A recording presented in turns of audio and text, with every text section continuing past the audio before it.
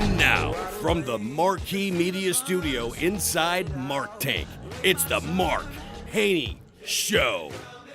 Yes, this is the Mark Haney Show on a mission to ignite the entrepreneurial revolution right here in the hometown we love. And entrepreneurs solve the world's biggest problems. If it's chronic disease, entrepreneurs are the answer. If it's security risks, entrepreneurs are the answer.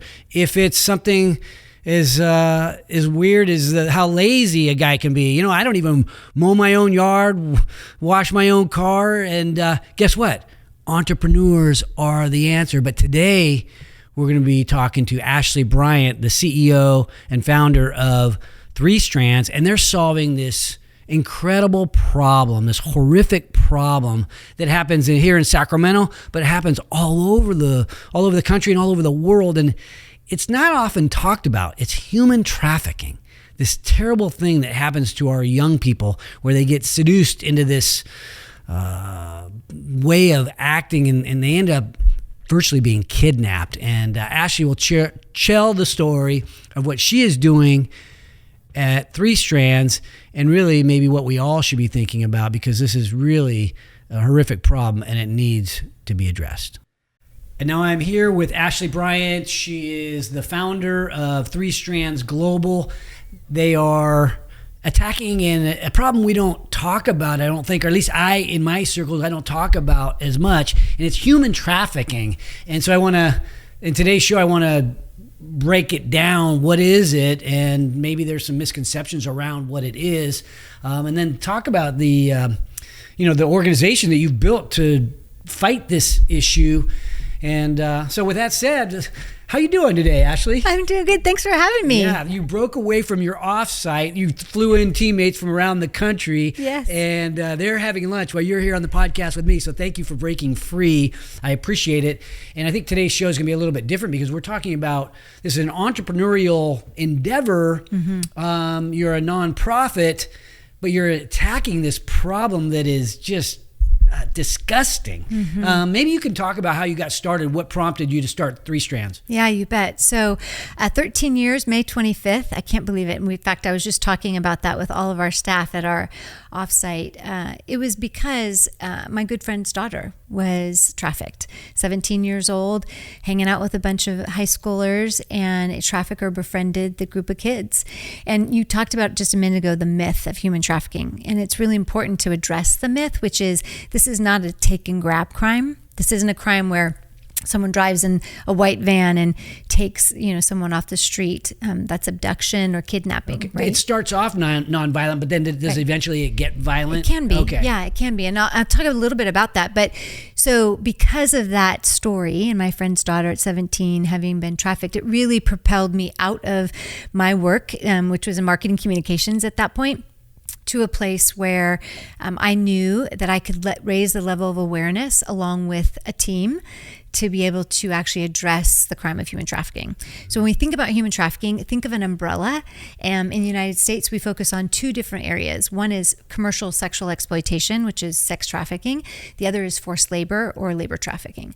So in the US, we kind of say, okay, what's happening around those 2 pieces, and the heightened awareness. People probably go into airports now, into different restaurants and bars, see it on the back of bathroom stalls. There's an awareness, and it has really grown over the last 20 years. But that, in a nutshell, is sort of what we focus on in the U.S. when it comes to human trafficking. And maybe which of those 2 pieces of the umbrella is bigger in size? Which is the more, it's all a problem, mm-hmm. and some may sound more horrific than others, but just in terms of cases, do you have a sense? Yeah, so globally, we talk about that there are 40 million plus who are victims of human trafficking. So, and most of those, 80% are forced labor. What's the number? I'm sorry? 40 million, more than 40 million. 40 million, is that total throughout history, or is that in a... No, that's what's now. Going on right now. Right now. 40 million? Yes. Yeah. 40 million. Yeah. People. Yeah. Individuals. So what they started to do is add in forced labor or forced marriage. So that's usually about 15 million of that globally.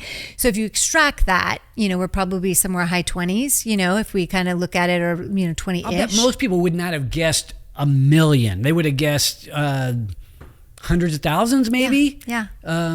Yeah. That just seems like an Well, and unbelievably large number. It is. And that's hard for people to relate to. So we usually don't even talk about the stats on that space as much because it's so big. Yeah.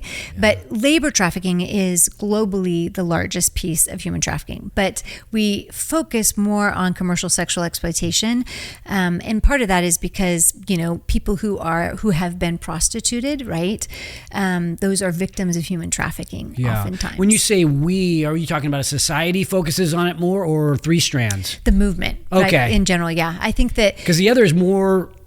some people might look at it as like a staffing business. Is just going. I really didn't think about the labor side of things as much as, thinking about these poor girls, and I guess probably boys too, that are getting, victimized. We're talking about farm workers. What industries are most affected? So agriculture, absolutely, 100%. But also think about domestic servitude, right? So whether it's nannies or help in hotels, potentially, who people could be working without being paid in restaurants, massage parlors, nail salons. There's all sorts of different places. In fact, we talk about this crime as one that hides in plain sight. Right, people are walking amongst us. Right, they're workers at a store or a restaurant. Right, that they're being trafficked, and it is often in the work that we do, because we have a direct services program that works directly with survivors of human trafficking to find them jobs. But through that work that we do, we often will find that survivors will recognize that they have been exploited or trafficked, that they didn't even recognize that before sometimes. Okay, well, maybe we can break up. I don't want to break up the conversation two ways, but maybe let's start with the one that leaps out at me as being more, I guess, disgusting, and that's the sex trafficking piece. Walk me through, maybe back to your 17-year-old story, the 17-year-old friend. Yeah. What happened? Maybe can you walk me through that one, or one that's like that? Absolutely, yeah. So in that case, it was a 22-year-old individual who befriended a group of high schoolers and really was figuring out who was most vulnerable in the crowd. And that is human trafficking. A trafficker will figure out who's the most vulnerable and can I exploit whatever vulnerabilities that individual has. What kind of vulnerabilities do they look for?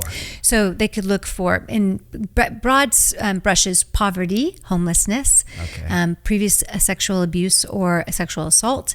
They could look at developmental disabilities, disabilities in general, anything that makes someone vulnerable is what they're trying to seek out. Is that, are those people more apt to be being coerced into this stuff because they're gullible? Is there a gullibility? They look for that gullibility? No, it's not gullible. I think that it is, if you are homeless and you don't have food or a bed, and someone says to you, we can actually, you can live in my house, and they are incredibly kind, at least they think so, right? And that might happen for months or even longer. And then all of a sudden that person turns to them after grooming, is what we talk about, after grooming them with love and affection and all sorts of connection and a trauma bond, right? A bond that takes place. Says, hey, in order to pay rent, we really have to actually have you, go out and make that money. So I'm going to actually say that there's a quota, that you've got to make in an evening in order for us to make this rent or buy food for us or whatever that might be. Put the guilt trip on them somewhat. Oh, wow. So that coercion was exactly, Mark, the right word to use, because oftentimes people don't think of human trafficking and coercion, but there's so much coercion that happens.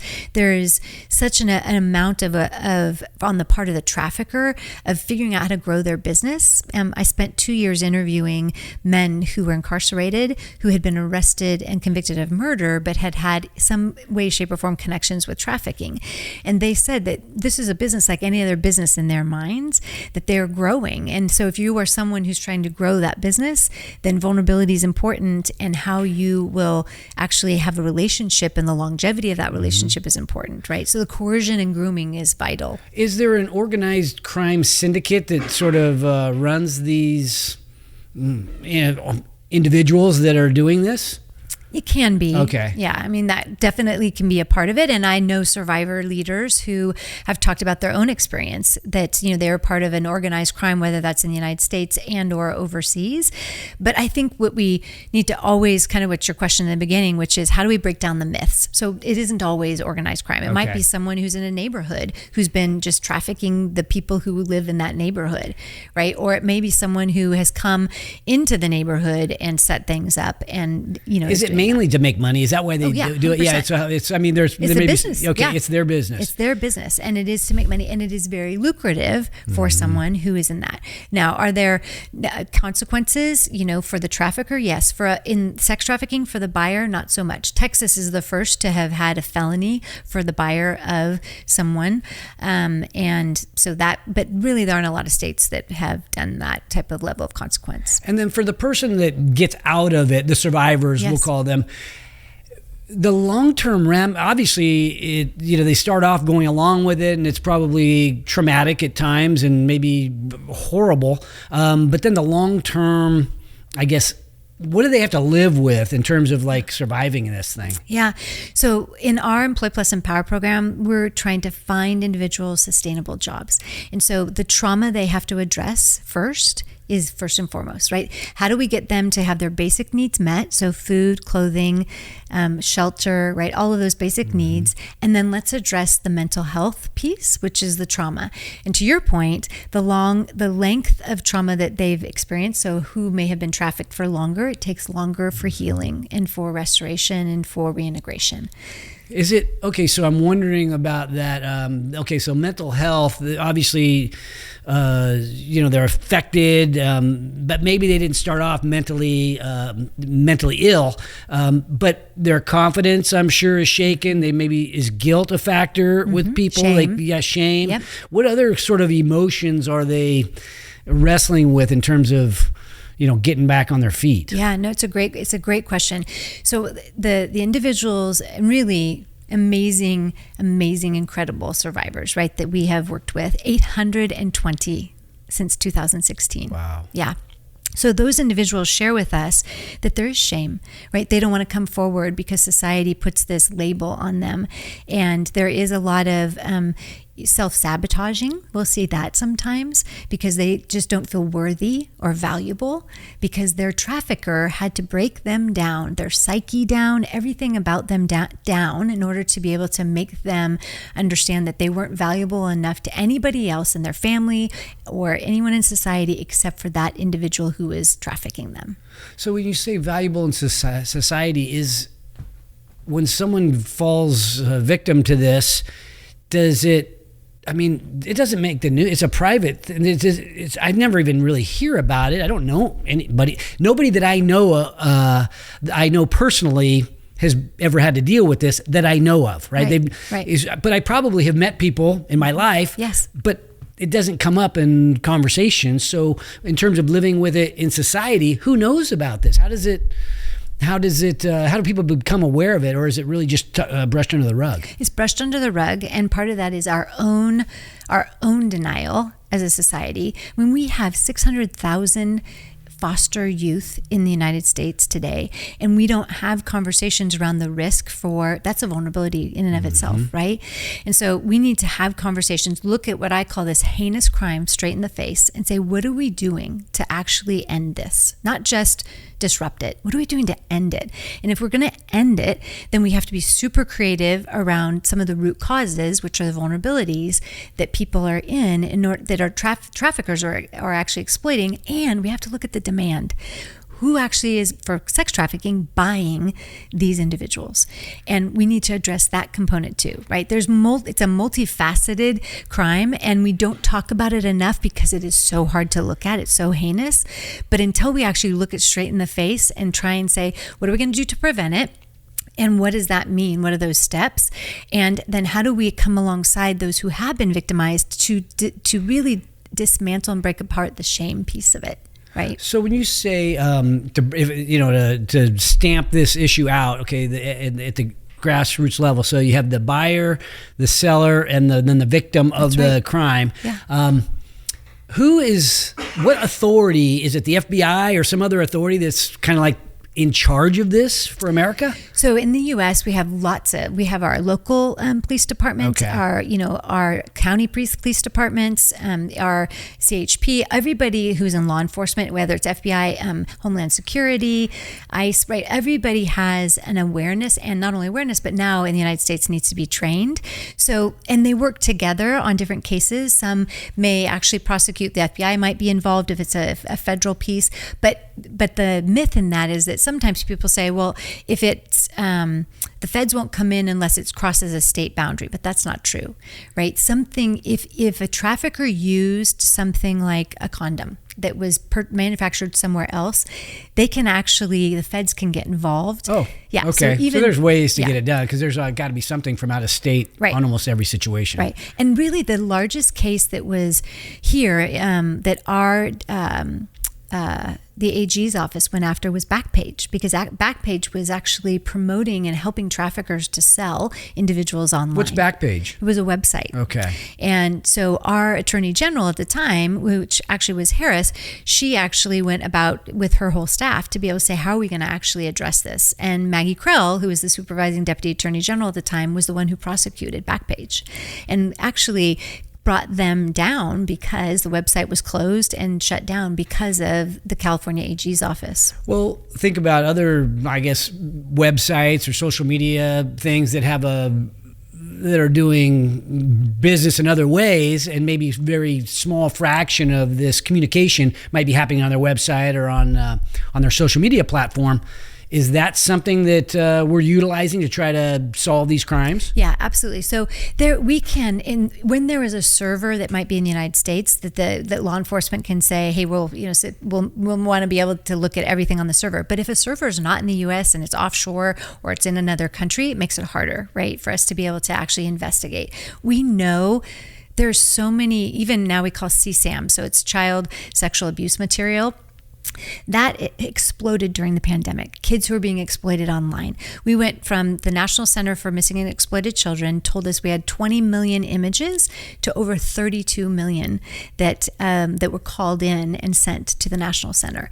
So that's another piece that's under the umbrella of human trafficking, that we've got exploitation in person, which is commercial, sex trafficking and labor, but we also have now this online component that falls under it. And law enforcement, there aren't enough law enforcement out there to actually prosecute our way out of this, or lawyers to prosecute or to fight our way out. We've got to be able to address this, like I was talking about before, head on, looking at lots of different ways and be creative, entrepreneurial in a lot of ways, in order to actually end it. Well, you mentioned the pandemic, and you and I were talking a little bit before the show about how we were fixated on the pandemic. During the pandemic, we were worried about masks and all kinds of stuff associated with the fears and things like that went into the pandemic. And many times we lost track of some, other big issues. But what I'm hearing from you is not only did we lose track, we paid less attention to some of these other big issues in society, these big negative issues, but that some of them had the propensity to grow almost automatically because people had time on their hands, I suppose. That's right. And if you think about what we talked about earlier about traffickers being business savvy, it was, how do I grow my business during a pandemic while I do it online? Oh. Right? So how do I exploit someone? And it doesn't even need to be someone in the US now. I could do it overseas too. And the dark web component of things, that's a whole nother ball of wax. Like, we literally, as we look at this crime and we look at human trafficking and how it's growing, our awareness, thank goodness, is becoming heightened. But at the same time, we've got so many avenues for traffickers to exploit themselves, and a good way to build their businesses, that we need to focus in on how we're actually addressing that piece. If you could wave one magic wand on like how we might attack this issue, what would we do? Because there's, I guess, three legs of this. There's three different pieces of the the customer, the victim, and the buyer. The supplier. What would you do to fix that? Yeah, so I think prevention is key.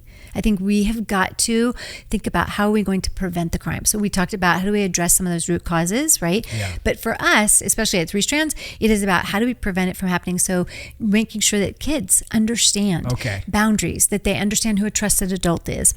They understand who the characteristics of a trusted adult, and what does it mean when familial trafficking in the United States is happening. It happens all the time across the United States, in every single state, where family members are the ones who actually traffic. So get an education. So I'm thinking of my grandkids, right? Yeah. I've got a couple of 12-year-old granddaughters, and we go places, and I'm kind of on the lookout more for a snatch and grab than coercion, but it could be either one. But they've got their act together, right? They wouldn't fall into that vulnerable category from a standpoint of emotionally, but they know people that are more vulnerable. They know the people. So I guess part of the training is training the regular members of society. And maybe that's the wrong term. The more mentally healthy members of society, less vulnerable, to look out for their friends. Absolutely. So it's true. But I would say to you that even when you think somebody is, able to have a good boundary, sometimes think about the term friends, right? You and I think of friends. Kids nowadays, friends is a whole different definition. They may have thousands of people on social media that they're friends with. Okay. How do they know that one of those 1,000 people, who that actually person is? Right? So even someone who you might say is well-adjusted as your granddaughter, how do you know actually who she's talking to? They might get infatuated or lonely or whatever is or a mom normal made human her mad behavior. Yeah. Okay. Right. So we need to really be careful about, the reality is that anyone can be vulnerable and anyone could have someone connected to them if they're online and they're befriended and they think this other 12-year-old is doing so cool things just like them, and 4 months later all of a sudden mom or grandpa or whoever looks at that social account and is like, wait a minute, because you have a brain that's fully developed and fully functional in that space to be able to say, I think this is actually a red flag, but they don't have that capacity because so they're would young. you suggest because people are starting to get social media accounts. They get their phones, let's say in 6th grade, on average, if they're,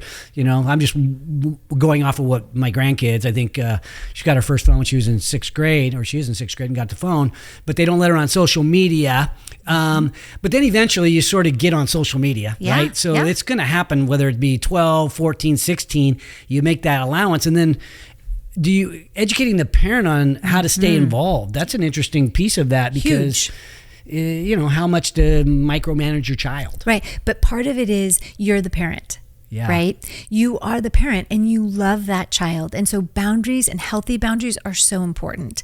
And being able to communicate why, these things are keeping you safe and me safe, and having open conversations. Yeah. So right? I get to look at your social media. Yes, I get to look at your direct messages. I get to look at all that. That's right. You don't look at mine, but I get to look at yours because I'm in charge. That's right, because I'm the one who loves you. I'm your parent. I'm the one who has the fully developed brain, right, in this space. And you will get there, and we'll have these conversations, and we'll have those open conversations. It's interesting because in entrepreneurship, we're seeing 12-year-olds make millions of dollars by making YouTube videos. It's like a very, people become famous online at very young ages.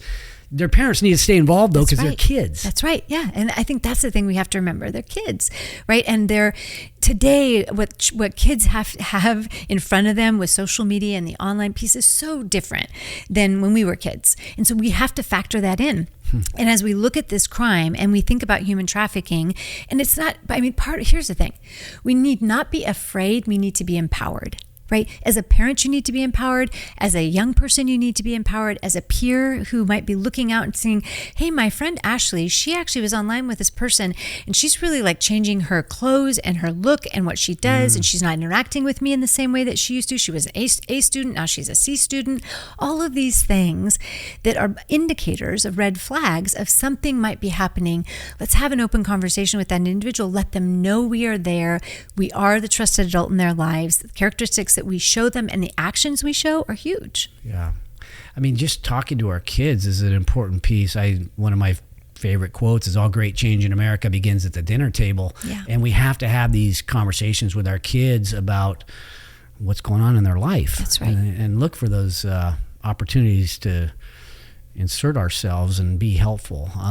Okay, so put the magic wand back in your hand. Yeah. I'll call education a piece of this, and awareness. Okay, right. Is there another thing that you would? Yeah, so 2 others. So one is, the other piece is the reintegration. You talked about it, right? We got to make sure that survivors who have been victimized by this crime, which is heinous, have the opportunity for their records to be vacated, right? They oftentimes are coerced and sometimes traffickers will actually have them commit a crime, whether it's theft or something else.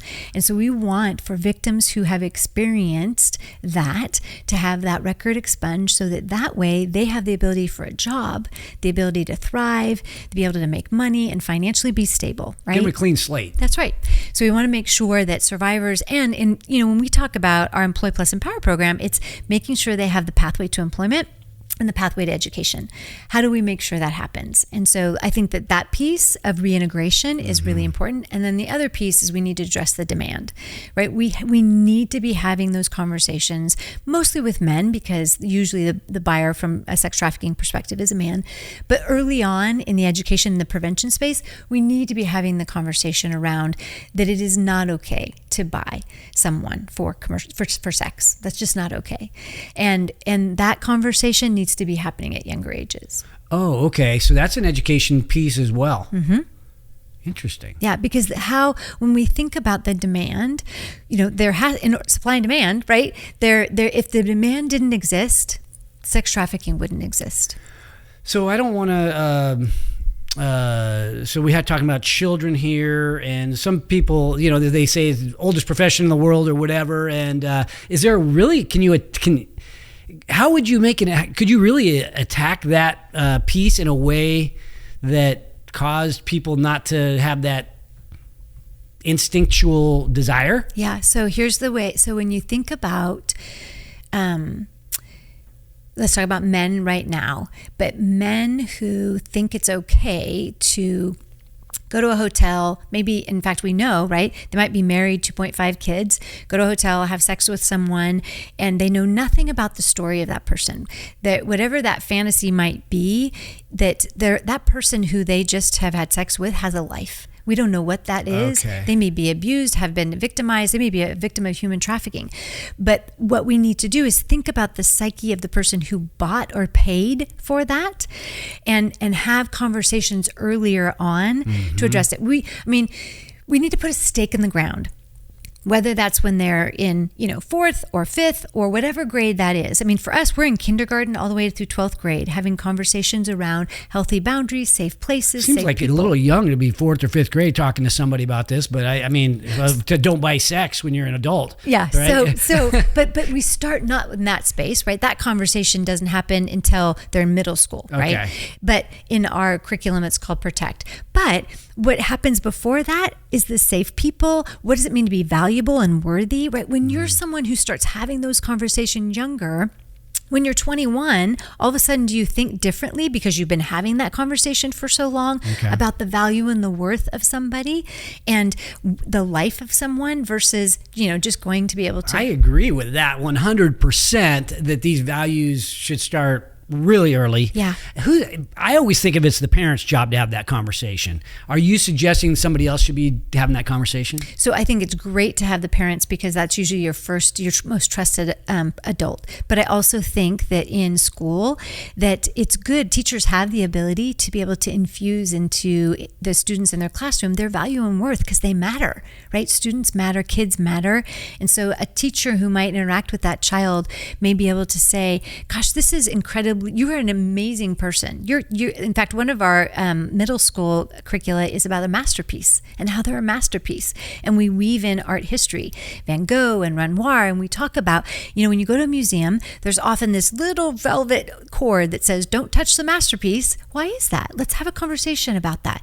It's because the masterpiece is beautifully designed and is not meant to be touched or harmed or burned or any of those things. You are a masterpiece too, right? And really instilling in our kids that teacher then gets to be able to talk about the masterpiece that they are. And so I think that there's multiple people. It's not just the parents. It may be a coach. It may be a teacher. It may be others who are involved in their lives who can help that child see their value and their worth. And someone who may be exploited at the time, who's young, if they have a person who they see as a trusted adult who's pouring into them, they may actually then reveal what's happening to them and get the resources that they need. So there's so many different people who can infuse that for kids. I'm going to switch over to the labor side so I can get a better understanding around when do I What happens? Give me a classic example of what happens on that front for, let's say, a farm worker, somebody in agriculture. We have a lot of ag here in the Sacramento area. Yeah.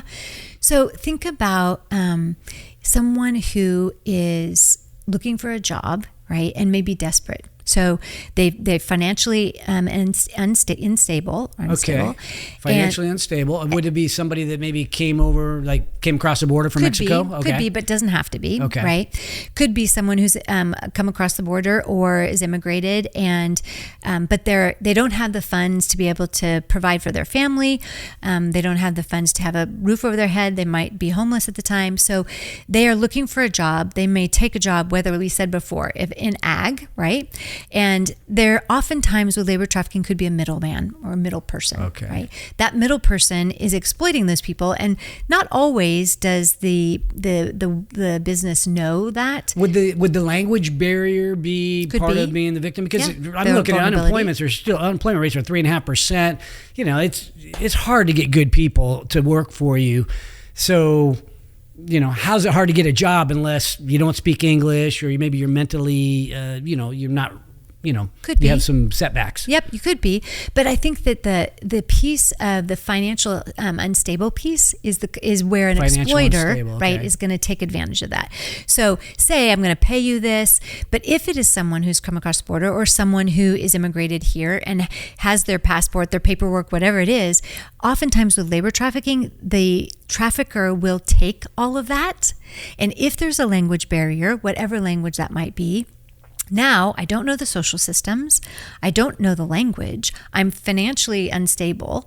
And now where do I go? This is the only person I have to connect with. And I better do what they say, because there may be threats to my family, my kids that I brought here with me, or the people who I'm supposed to be giving food to. And there's multiple examples in the U.S. of labor trafficking. I'm thinking of one specifically at a restaurant where a family was meant to work for free for 2 years before actually an FBI agent befriended the individual, and there was a little bit of trust, and then they actually brought the general manager the consequences and brought him to task and prosecuted him for labor trafficking, right? You can't have somebody that you don't pay. That's not okay in the United States. You have to pay someone fair wages. And if someone isn't being paid fair wages, then potentially it could be a crime of labor trafficking. Wow. So how does that draw the line? Because there's all kinds of wage hour laws on the books, and you break those, you get sent to, the state has they take care of you, right? They can put you out of business pretty easy. Mm-hmm. At what point does it become human trafficking? Let's say you underpaid somebody, or, paid them under the table, or those kind of things. So really important, human trafficking. In fact, this is good. So the umbrella is labor and sex trafficking. Those are the two. The three words that make it so easy, is it a crime of human trafficking, are force, fraud, and coercion. If force, fraud, or coercion are a part of the work or a part of the victimization, then it's a crime of human trafficking. So let's say, I'm just thinking out loud here. So I want to hire somebody to do landscaping at my house. I got a big, I need like 2 or 3 people full time because I got a lot of property. I just want to pay somebody under the table like half of what they're worth, or half of what minimum wage is, cash under the table. Is that, and I talk them into that because I'm a good sales guy. Is that that's human trafficking? That could be. Yeah. Because if you have coerced that person to take less than what is a fair wage for them to be able to live and to provide for their family, then there needs to be some conversation around, what that act has been. And what is so we talk about these things being crimes. Is that a felony crime to do that? I mean, at what point does it become like, throw them in jail and, throw away the keys? Right. So right now in California, human trafficking is not a serious or a violent crime in the state of California. Right now, SB 14, actually 3 Strands is sponsoring that bill, we're wanting it to be a serious crime, because there are lots of other serious and violent crimes, even, armed robbery, right? Things like that. But human trafficking, which we know oftentimes has a component of force and also has fraud and coercion, but we want it to be a serious crime in the state of California. So it's not. So we need to be able to do that. So once it becomes a serious crime, then there's prison time associated. Before that, it's not. It's more like a fine? Well, no, there is prison time right now. So Prop 93, gosh, it's been years now, went through, and it increased the penalties from, I think back in the day it was 4 to 5 years. Now it's 9 to 12. Okay. And then there's always special circumstances too, depending on, that there's lots of different things that you can hold someone accountable for. If there was a disability, maybe the years go up, right? There's those types of special circumstances, but on the books, and if a federal crime versus a state crime, right, where it falls within jurisdiction also is a part of the consequences or the years served. But for the most part, there are consequences, but some states have more severe consequences than we do. The one thing that I haven't really dived into, you've alluded to some of this, but what does Three Strands actually do? Obviously, you advocate for laws, but and maybe give us the breakdown of how you run your business. Yeah. So we really focus on 3 areas. Okay. We talk a lot of threes at Three Strands. Mm-hmm. So education, which we talked about, employment, and engagement. So in the education space, we have 7 different programs now, 6 of which are in the education space. So for schools, for parents and communities, for law enforcement, for corporations, and then specifically for telecommunications, we have something, and then for juvenile justice. So those are the 6 prevention sort of areas. And then we have the direct services program, which is our 7th program.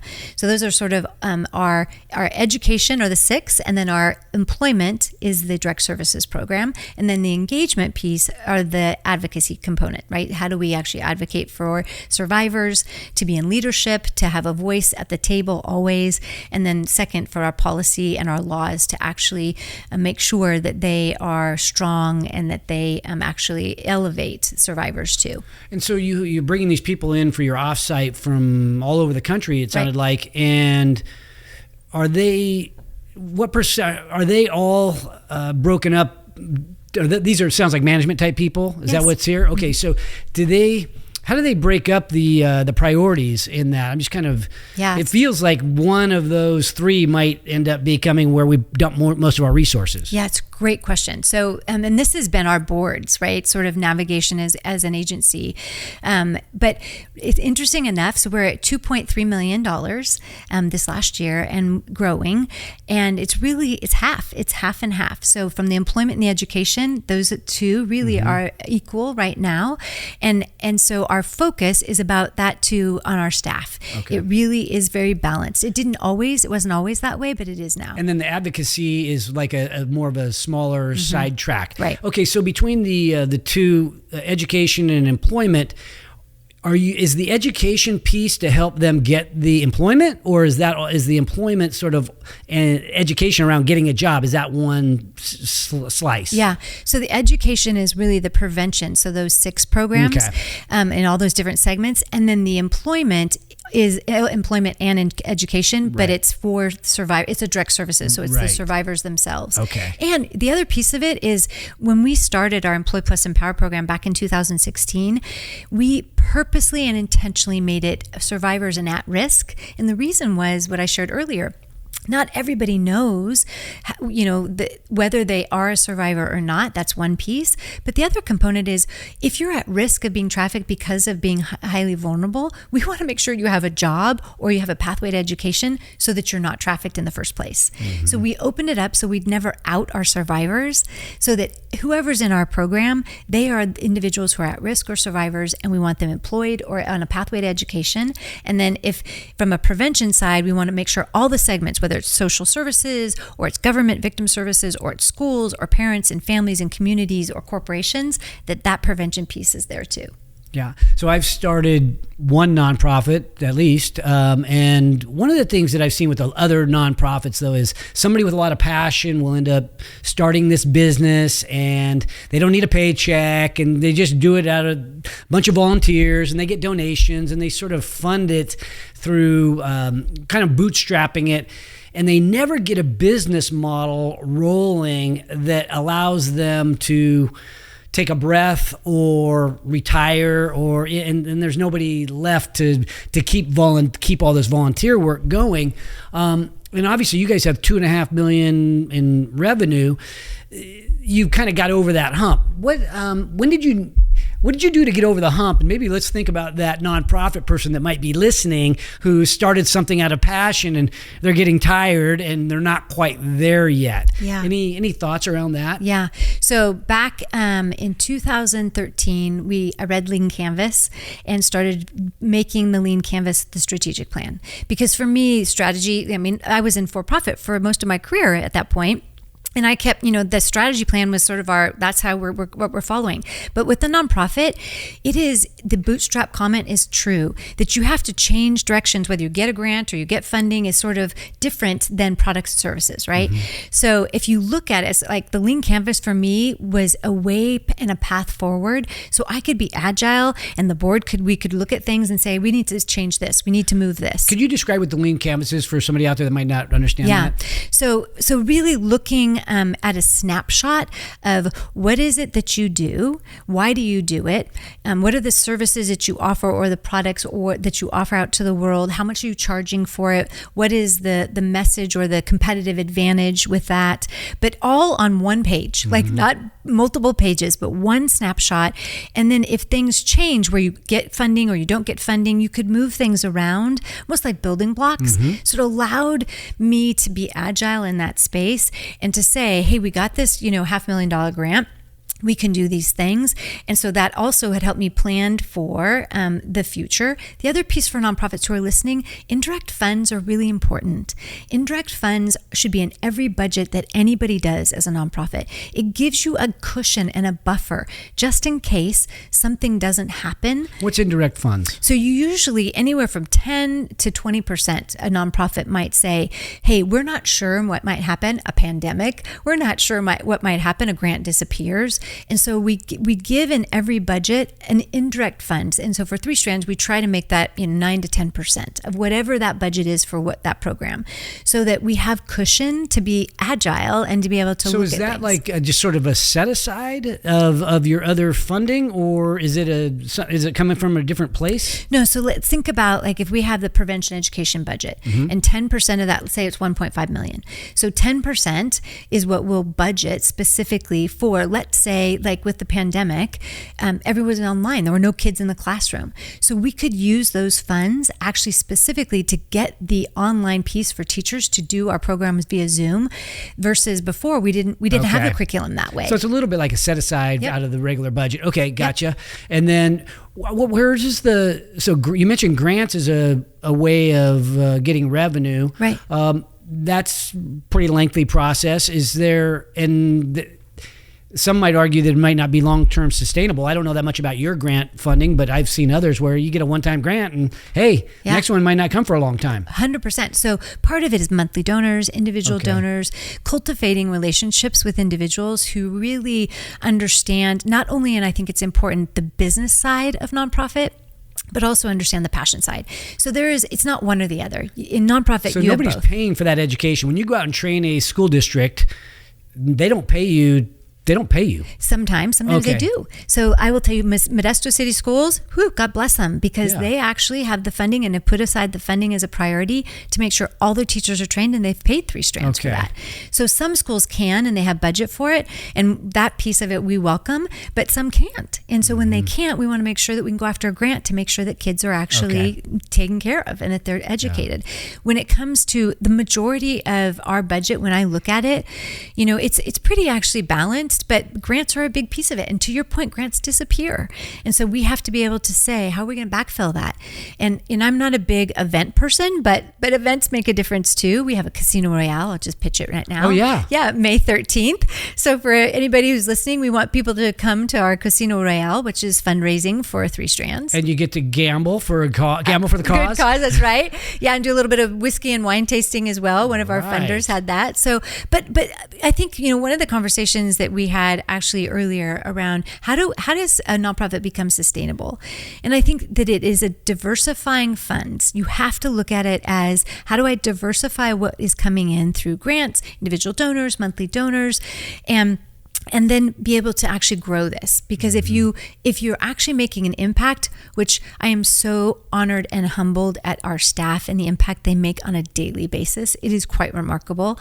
To have over 800 survivors and at-risk individuals that we have put into sustainable jobs, and they're choosing what they wanted to do as a job and or education, to have reached 765,000 students across the U.S. and over 100,000 adults that are trained is pretty remarkable. And we're making an impact. And so if I am a funder, I want to make an impact 100%, then you look for the nonprofits where you know they're making an impact and that they've diversified, the funds that they get, because one of those pockets or buckets might disappear, and you want to make sure that there's other buckets that someone could dip into. Yeah. Okay, so what did I not ask you? So I sort of took this on my little roundabout way of getting to what I was curious about. What should our public be, what should they know? What did we not talk about? Yeah, gosh, that's such a good question. So I think that human trafficking is real. It happens here in Sacramento. It happens in every neighborhood and every zip code. And can I interrupt you there for a second? I'm sorry to do this, but I've heard Sacramento is one of the, statistically, a place where it happens more. So everybody always says, hey, Ashlie, isn't every city where it happens so much? It happens everywhere, Mark. Okay. I mean, the reality is that Sacramento, Portland, San Francisco, San Diego, right? All of the cities, but it doesn't just happen. I mean, it happens in El Dorado County, in Yolo County, in Amador County. I mean, not Placer County. Placer County, right? All the counties, right? If you zip codes, it's happening. It's just a matter that we need to open our eyes and recognize the signs and then report it, right? When we actually suspect it. Now, we also have to be discerning when wild goose chase things happen, whether it's media that's put it into our minds or other things that aren't true. We need to make sure that the veracity and the truth, right, of what might be out there. But we also need to not bury this and bury our heads and say it's not happening, because it is. And that's a really important thing. The other thing is that 3 strands, it focuses on prevention through employment and education. And I would love nothing more than to have the listeners who are listening to go to the website, look at what we do. If this resonates with them, whether they want to volunteer, whether they want to be a donor, whether they want to be at events, whatever that is, to actually email us and let us know, because we love working with teams of people. We love for people to say, hey, I have this skill that I'd love as in retirement to be able to offer to you all. Great. We'd love to be able to have those conversations. But I think being open to all of that, whether it's volunteer or financially, having that support, we can't do what we do without that. And so I think that's the other piece that's important. One other thing just came to mind too, and I started thinking about if I was working for you or if I was involved in the organization that I would be dealing with. It's such a negative topic from my perspective. It's like, oh gosh, I'm dealing with people that have had some real bad things happen to them and a lot of sadness. And it's one of those occupations when you're helping these people that could be kind of a downer in terms of like what you do all day. Is that a fair statement that your workers have to deal with some really tragic stuff? And so thinking about that, there's other people out there in outside of your organization, it might be in law enforcement or somewhere else, that are dealing with these really tragic things. What would you say to your teammates or other people that are in those kind of occupations in order to, have good, stay sane? How do you stay sane when you're dealing with that kind of stuff? So I just had this conversation with one of our case managers before I left, so I love your question. It's hope. We have to focus on hope. We have to be able to see, when I hear about our clients, right, those are our survivors and at risk, as well as those who've been in the classroom. And we hear those stories of the individual who had been exploited and trafficked and abused and all of that awful, heinous tragedy that happened, come out of that and actually surface and thrive, because we measure that through a self-sufficiency matrix and we see that There's so much hope in that, right? That's the story. And same with the students who come to a teacher and say, hey, I've been interacting with someone online and I don't know if they're a trusted adult. And the teacher says, would you be okay if we actually looked at that together? Yes, I would. And all of a sudden, that teacher sees that someone is exploiting that child and now has resources for that child. That's hope. So every single one of those 800 plus, 700,000 plus, 100,000 plus, that we get to be a part of that story in what we do, huge. Yeah. Keep the hope. Thank you for what you do, and thank you for bringing, shedding some light on this issue, but also thank you for attacking it. Somebody's got to do it, and way to step up and do it. I appreciate it, Ashlie. Thanks so much, Mark. Thanks for having me. You bet. Welcome back to the Mark Haney Show. Thank you, Ashlie, for addressing this horrific problem and making an impact and doing something. So for all you out there battling to make an impact, all of you out there working to keep our community safe, to all you out there working to build an entrepreneurial dream, here at the Growth Factory, here at the Mark Haney Show, here at Haney Biz, we're never above you, never below you, always by your side. Thanks for watching today's show. My goal for every episode is that you find a takeaway, something tangible you can use in your business today. And if you have a comment about a favorite takeaway, feel free to put it in the box below. And if you have a topic that you'd like me to bring up on the show, don't forget to let me know. And also, don't forget to subscribe to our YouTube channel if you want to learn more about entrepreneurship. Because at Haney Biz, we are always by your side.